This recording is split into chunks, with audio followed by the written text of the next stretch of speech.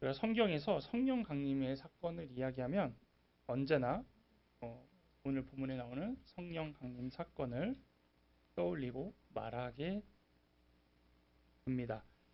그래서 오순절에 역사하신 성령 강림이 있었기 때문에 오늘날 성령 체험과 성령의 은사를 강조하는 성령의 운동이 있는데 이것을 오순절 운동이라고 부르며 이 오순절 운동의 영향을 가장 크게 받은 교회가 바로 순복음교회. 순복음교회 출석하셨던 분도 계시고 경험해 본 분도 계시지만 그 교회 분위기가 예전부터 내려오는 이 오순절 운동이라고 하는 것에 영향을 받았다는 것이죠. 실제로 오순절 운동은 20세기 초 미국에서 일어난 성령의 운동으로 1906년 미국의 로스앤젤레스의 아주사 거리에서 윌리엄 조지프 시모어가 인도하는 집회로부터 시작이 되었습니다. 이 집회에서 강조되는 것은 죄 용서, 성화, 성령 세례, 신유 이것을 강조했고 또 그 역사가 일어남으로 해서 이 오순절 운동은 언제나 성령 세례와 은사를 강조하게 되었습니다. 순복음교회 가면은 여러분 아시죠? 우리가 뜨겁다라고 표현하지만 막 부르짖으며 기도하고 방언하고 은사 받고 그런 모습이 이 오순절 운동에서부터 시작이 되었다라는 것이죠. 그래서 이 운동의 영향으로 성령을 받은 사람, 일명 성령 세례를 받은 사람들에게는 반드시 방언의 표적이 뒤따른다고 믿기 시작했다라는 겁니다. 그런데 오늘 본 이 사도행전 2장을 잘 보시면 누가가 이 오순절 사건의 핵심을 방언에 두지 않고 성령에 있음을 보여주고 있다라는 겁니다. 그래서 사람들이 성령을 받고 다른 언어로 말하는 모습이 나오긴 하지만 이 성령 세례가 꼭 방언과 은사로 증명되는 것이 아니라는 것을 말하고 있습니다. 초대교인들이 성령 세례를 받고 또한 성령으로 충만하게 되었을 때 그들에게 공통적으로 나타난 현상이 뭐냐면 모두 다른 언어로 말하는 것이었는데 그 다른 언어가 무엇인지 오늘 한번 알아보려고 합니다. 다른 언어들이란 문자 그대로 그들이 평소 쓰는 말과 다른 말입니다. 오순절 운동은 이 다른 언어를 사람의 언어가 아닌 천서의 말, 즉 방언으로 간주하면서 방언을 절대시하지만 초대교회 교인들이 말한 이 단언 언어들의 실체가 무엇인지 5절에서 7절에 나온다라는 것이죠. 보시면 그때의 경건한 유대인들이 천하 각국으로부터 와서 예루살렘에 머물러 있더니 이 소리가 남에 큰 무리가 모여 각각 자기의 방언으로 제자들이 말하는 것을 듣고 소동하여 다 놀라 신기하게 여겨 이르되 보라 이 말하는 사람들이 다 갈릴리 사람이 아니냐라고 말하고 있습니다. 이것은 이제 시대적 배경이 좀 필요한데요. 주전 586년에 유다가 바벨론에게 멸망을 당하면서 많은 사람들이 즉 유대인들이 세계 각지로 다 흩어졌습니다. 그래서 이렇게 흩어져 사는 사람들을 여러분이 들어보셨겠지만 디아스포라 유대인 이런 표현을 하죠.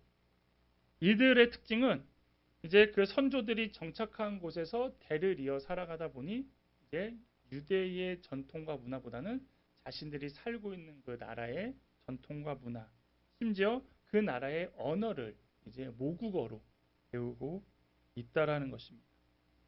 근데 그런 사람들이 이제 오늘 이 오순절이 되자 예루살렘에 왔더니 자신들만 쓰던 그 나라의 말을 예루살렘에서 듣게 되니까 이것이 이제 신기하게 들렸다라는 거예요.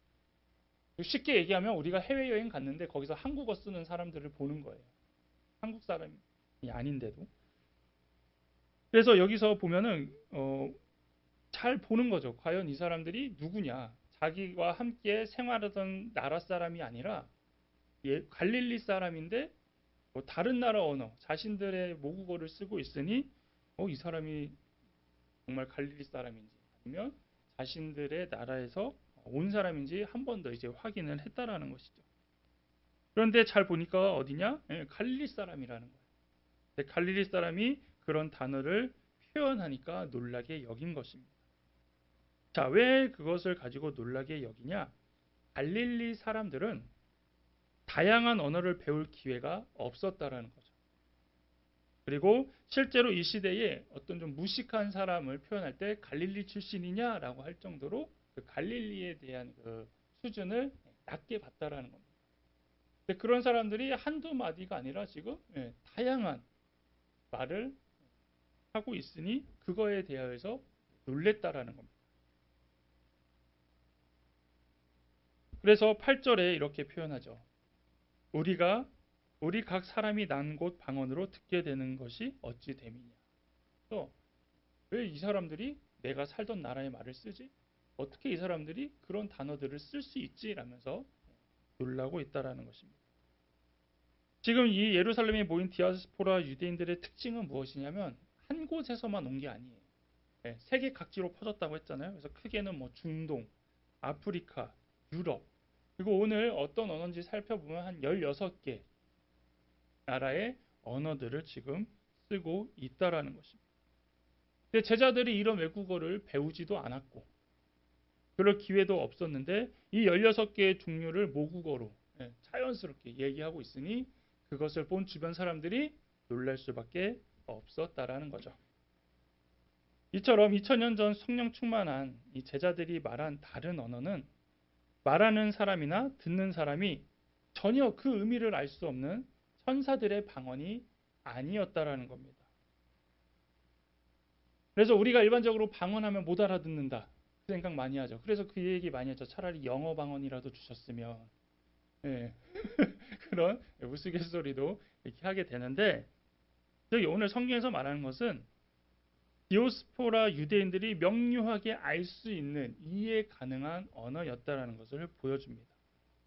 그리고 또 이제 무엇을 알 수 있냐면 제자들이 이 방언을 유창하게 말한 것도 아니라는 겁니다. 기록에 보면 오늘 한번 방언하고 그 이후에는 특별히 이 방언을 했다라는 말이 없다라는 것이죠. 즉 이것은 무슨 얘기냐? 이 일은 오직 성령의 역사로 가능했는데 사람들은 이 제자들이 방언하는 모습을 보고 뭐라고 얘기하냐? 새 술에 취하였다라고 이제 조롱을 하는 거죠. 그러자 베드로가 이제 이거에 대하여 얘기를 합니다. 요엘서 2장 말씀을 인용해서 자신들에게 일어난 일이 성령님의 역사임을 증거하고 있는 것이죠. 베드로가 인용한 이 요엘서 말씀은 이후 17절에서 21절에 나오는데 그중 17절에 하나님이 말씀하시기를 말세에 내가 내 영을 모든 육체에 부어주리니 너희 자녀들은 예언할 것이요 너희의 젊은이들은 환상을 보고 너희의 늙은이들은 꿈을 꾸리라 라고 하면서 요한이 이렇게 성령이 임하실 때 이런 역사가 일어난다라고 얘기를 하고 있습니다. 자, 그래서 이 예언은 어떤 예언이냐? 성령이 임하면 이런 역사가 일어난다고 이야기를 하는데 잘 생각해 보십시오. 지금 제자들에게 성령이 임했죠? 근데 지금 이 역사가 일어나나요? 아니라는 거예요. 요엘 선지자는 성령이 임하시면 자녀가 예언을 하고 젊은이가 환상을 보고 늙은이는 꿈을 꾸고 남녀 종들도 예언을 한다라고 이야기를 했는데 그리고 그 뒤에는 더 뭐라고 나와 있냐면 하늘과 땅에서 기사와 징조도 나타나 그 모습이 피와 불과 연기로 나타난다라고 요엘은 예언을 하고 베드로도 그 말씀을 가지고 설명을 하는데 오순절 성령 강림 때 실제로 성령이 임했을 때는 그런 일이 일어나지 않고 오늘 말씀대로 다른 나라 언어들로 얘기하는 모습. 이렇게 보면 우리는 또 궁금증을 가질 수밖에 없다라는 것입니다. 베드로가 어떻게 보면은 성령이 임한 걸 잘못 가지고 온 걸 수도 있는 거예요. 성령이 임한 거에 대한 설명을 하려면 성령이 임하면 다른 언어로 말하고 새술에 취한 것처럼 기도하게 된다. 이 구절을 끌고 와야 그것이 예언의 성취가 되는 것인데 지금 요엘이 말한 성령이 임한 예언과 지금 실제로 나타난 사건이 어떻게 보면 매칭이 되지 않는 것처럼 보인다라는 것이죠. 그런데 왜 베드로가 이렇게 설명을 했느냐? 자신들에게는 요엘이 얘기했던 그 징조와 기사가 하나도 나타나지 않았지만 지금 자신들이 다른 언어로 하고 있는 이 모습은 분명히 성령 충만한 증거, 즉 성령이 충만했을 때 나타난다고 하는 요엘의 예언과 지금 우리가 하고 있는 이것은 결국 다 현상은 다르지만 성령이 충만했을 때만 가능한 것이라는 것을 베드로는 강조하고 싶었던 것입니다. 그래서 성령 충만을 받으면 결국은 어떤 걸 할 수 있느냐? 베드로는 21절에 이렇게 얘기하죠. 누구든지 주의 이름을 부르는 자는 구원을 받으리라 하였느니라. 아멘. 요엘도 이렇게 예언을 하고 베드로도 이렇게 대답함으로써 성령 충만 받았을 때 가능한 건 결국 이 모습으로 나타난다라는 것을 베드로는 얘기하기 위해서 이 부분을 가지고 증거했습니다. 그래서 우리도 성령 충만을 받은 그 증거가 뭐라고 했습니까? 어떤 은사, 기적, 보여지는 것이 전부가 아니라 우리 스스로가 예수 그리스도를 믿고 고백하고 전하는 모습, 그것으로부터 우리가 성령을 받았는지 받지 않았는지를 판단할 수 있다라고 이야기를 했죠.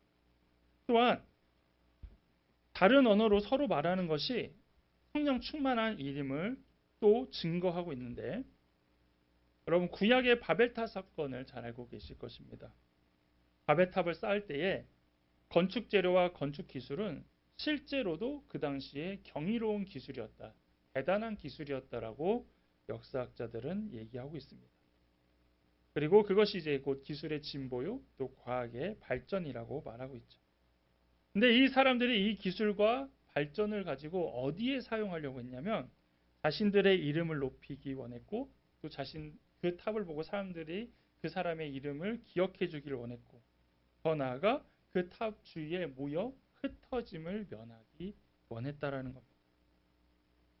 하지만 하나님은 그것이 하나님의 뜻이 맞지 않자 그들의 교만한 모습을 보시고 심판하시고, 그 방법이 무엇이냐? 바로 언어를 혼잡게 하셨다라는 거예요. 그래서 영어 못할 때 항상 저는 바벨탑을 욕했습니다. 이때 이 사람들이 죄를 짓지만 않았어도 내 영어 공부를 안 하고 지금도 이런 어려움을 당하지 않을 텐데, 이렇게 가끔 그런 엉뚱한 생각도 했는데, 결국 본래 하나였던 인간의 언어가 인간의 교만으로 인하여서 언어가 흩어지게 되었다라는 것이죠. 그래서 지금도 이런 모습이 우리 주위에 나타나고 있다라는 것입니다. 사람들이 한 마음으로 뭉치고 한 마음으로 이렇게 힘을 써야 될 때가 있습니다. 근데 그 가운데 분열이 생기고 그 가운데 어려움이 생기는 건 뭐냐면 그 공동체 가운데 교만이 있을 때에 바로 그런 상황이 나타난다라는 것이죠. 하나가 된다는 건 무엇입니까? 이해하고 겸손하고 또 어떻게든 하나의 문제를 해결하기 위해서 마음을 모으는 건데, 꼭 그 가운데 이거는 내가 좀 잘 아니까 이거는 내가 좀 이렇게 해볼게. 또 어떤 부분에서는 이 부분은 내가 전공이니까 이 부분은 내 의견을 좀 따라줘. 이렇게 하다 보니까 이게 마음이 하나가 되는 게 아니라 계속 분열이 된다라는 것이죠.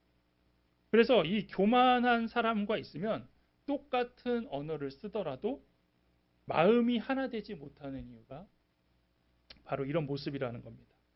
그래서 바른 대화를 가로막는 장애물이 된다라는 것이죠. 그런데 겸손한 사람들은 어떻습니까? 겸손한 마음을 갖게 되면 성령님께서 임하시고 제자들에게 성령이 충만함으로 말하기 시작할 때 그들이 서로 다른 얘기를 하고 있음에도 전혀 거리낌이 없이 문제가 되지 않고 있다라는 것이죠. 제가 사역할 때도 그런 부분들이 있었어요. 우리가 기도를 하다 보면, 특히 뭐 새벽 기도 하다 보면은 이제 몇몇 분들로부터 이런 얘기가 나와요. 목사님, 저분 좀 조용히 기도하게 좀 해주세요. 목사님, 저분 방언 좀 안 하게 해주세요. 이게 나와요. 그러니까 기도 스타일. 예. 근데 이게 뭐냐면 이제 그 사람이 교만하려고 그렇게 했습니까? 자기 기도 스타일이죠. 근데 컨트롤은 되잖아요. 또 작게 얘기할 수도 있고, 또 상황에 따라서 방언이 아닌 일반적으로 기도할 수 있는데, 자신은 하나님 앞에 선 모습이라고 하면서 자기 나름대로 기도하다 보니 공동체가 좀 그런 어려운 기도 분위기를 만들 수도 있는 것이고, 그러니까 근데 그런 이제 공동체가 또 잘 만들어지면 다양한 방법으로 기도하더라도 전혀 기도에 어려움을 주지 않듯이, 바로 이런 것처럼 이 다른 언어로 말한다라는 것은 큰 어려움을 주는 게 아니라 어떤 마음과 어떤 인도하심에 따라 우리가 다른 것을 더 중요하게 본다라는 것입니다. 그래서 인간의 이 교만으로 찢어진 언어가 성령 안에서 하나로 되는 역사가 일어난다는 것이죠. 즉 똑같이 바벨탑에서는 찢어지는 역사가 일어나지만 다른 언어를 통해서 오늘 성령 강림의 사건은 다른 언어임에도 하나가 되는 사건으로 만들어주는 것이 곧 성령의 임재하심이다라고 우리가 이해할 수 있다라는 것입니다. 그래서 베드로는 이런 상황은 뭐냐? 곧 오직 성령님만이 행할 수 있는 게 바로 이 모습이다. 서로 다른 언어로 기도하고 말하고 있지만 전혀 문제가 되지 않고 이것이 도리어 하나님께 영광이 되고 있는 모습이다라고 베드로는 증거하고 있다라는 것이죠. 이 모습은 우리도 경험해 볼 수 있습니다. 언제 경험해 볼 수 있냐? 선교 여행을 가면은 바로 이 모습에 와닿는다는 것이죠. 선교 여행을 가면 가장 큰 장벽이 뭐냐면 바로 언어입니다. 기본적인 거 항상 훈련하는 가운데 이 언어 훈련이 항상 있습니다. 인사부터 어떤 표현까지 그리고 소통을 위하여 그 언어 기본적인 언어들을 배워갑니다. 근데 실제로 선교지 가면 그 언어 얼마나 쓸까요? 딱 3개 합니다. 안녕하세요. 감사합니다. 기타 이제 자신에게 필요한 이제 하나 꼭 3개만 이제 기억하고 잘 못 써요. 나머지 다 이러면서 다 선교사님 이거 무슨 얘기예요? 이렇게 한다라는 거죠. 이게 뭐냐? 이렇게 언어가 달라서 소통도 어렵고 답답하고 힘이 듭니다. 그런데도 굳이 거기 가서 그런 생활을 하는데도 돌아올 때 보면 그 누구도 언어 때문에 힘들었다는 얘기를 안 해요. 그 누구도 언어 때문에 불평하지 않는다라는 거예요. 왜 그럴까요? 소통이 되지 않아도 그들과 함께 했던 예배와 찬양과 기도가 어떤 마음과 어떤 느낌인지 공감이 된다라는 거예요. 이거는 누구 때문에 가능하냐? 성령님 때문에 가능하다. 서로 다른 언어로 얘기하고 있어요. 서로 다른 언어로 표현하고 있습니다. 근데 그 언어가 어떤 의미인지 안다라는 거예요. 이게 하나님을 찬양하는 것이고 이게 복음인 것이고 이게 서로 위로하는 것이고 이게 서로 힘을 주는 언어라는 것을 누굴 통해 알게 됩니까? 성령님을 통해 알기 때문에 다른 언어를 하고 있어도 성령의 역사하심을 그것을 통해 알 수 있다라는 것이죠. 그래서 은혜를 받고 또 소통을 하고 마음을 열면서 이제 나중에는 아쉬워하고 또 그들을 그리워하는 이런 모습이 바로 이 성령의 임재라는 것이죠. 또한 다른 언어로 말한다는 것 이것이 또 성령의 임재로 볼 수 있는 것이 다른 언어들이라고 표현되는 이 단어의 원어에서도 찾아볼 수 있습니다. 다른 언어들이라고 쓰여진 이 단어에서 언어라는 말은 헬라어로 글로사입니다. 근데 이 단어는 혀라는 의미도 같이 가지고 있습니다. 우리말에서 혀는 그냥 입속에 있는 살덩어리를 의미하지만 헬라어 글로사는 혀와 언어를 모두 뜻하고 있습니다. 그래서 3절에 보면 성령님께서 제자들에게 강림하실 때 불의 혀처럼 갈라지는 것들이 그들에게 보여 각 사람 위에 하나씩 임하여 있다라고 기록하고 있습니다. 즉 갈라지는 불처럼 보이는 이 혀들이 제자들에게 나오는데 이 단어가 바로 글로사입니다. 그래서 제자들이 위로부터 주어진 혀, 즉 다른 혀는 무엇을 의미하냐?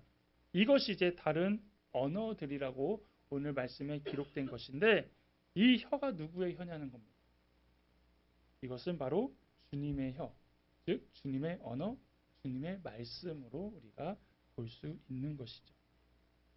그래서 성령 충만한 사람은 자신의 혀가 아닌 이제 주님의 혀라고 하니까 좀 그렇게 하지만 주님의 말씀으로 이제 우리가 말하게 된다라는 것입니다.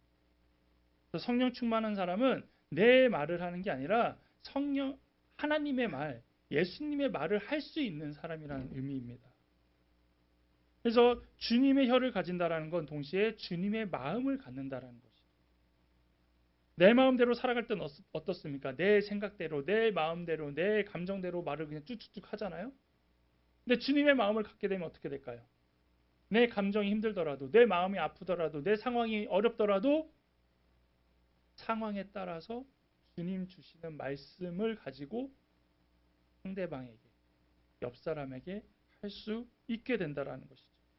그렇기 때문에 이것이 곧 내 기준으로 봤을 땐 다른 언어들이 될 수 있다라는 거예요.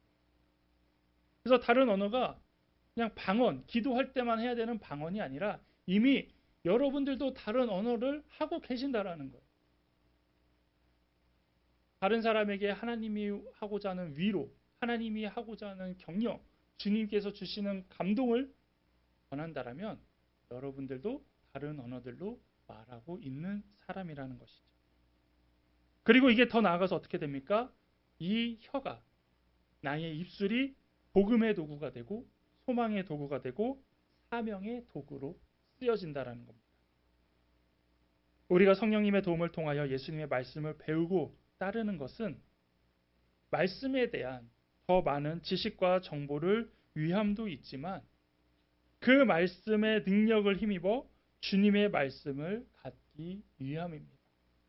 우리가 말씀을 많이 알아야 그게 하나님의 말씀인지 하나님의 감정인지 주님의 의미인지 잘 알지 않습니까? 그래서 그걸 통해서 전달해 주는 거예요. 그래서 우리가 말씀을 많이 보라는 것이죠. 또한 그뿐만 아니라 또 많이 읽는다고 여러분 다 기억하시나요? 네? 전 그랬으면 좋겠는데 그러면 참 설교 쓰기 쉬울 텐데 네, 그렇지 않는다라는 거예요. 근데 놀랍게도 여러분들이 한 번 읽은 말씀이 상황에 따라서 떠오를 때가 있다라는 거예요. 아, 저 사람을 보면 그때 읽었던 이 말씀을 해주고 싶다. 또 어떤 상황을 놓고 기도할 때에 맞아. 하나님께서 그때 이런 말씀을 나에게 보여주셨어. 읽어본 적이 있어. 그렇게 떠오르게 해주신다라는 거죠.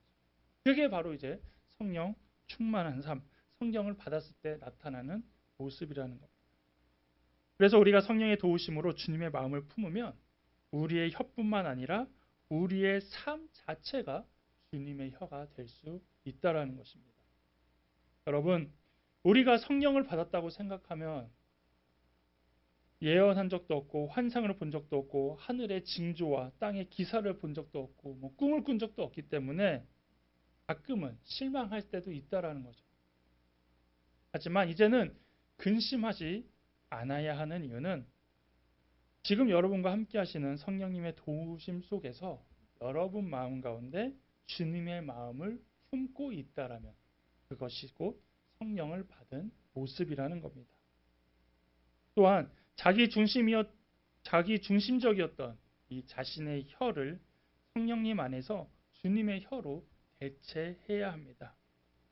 그래서 성령님이 함께 하심으로 우리가 한마디도 하지 않아도 하나님의 사람으로 살아갈 수 있는 내 언어를 하지 않아도 충분히 하나님의 언어로도 살아갈 수 있는 그리스도인이 되시기를 주님의 이름으로 기대하겠습니다.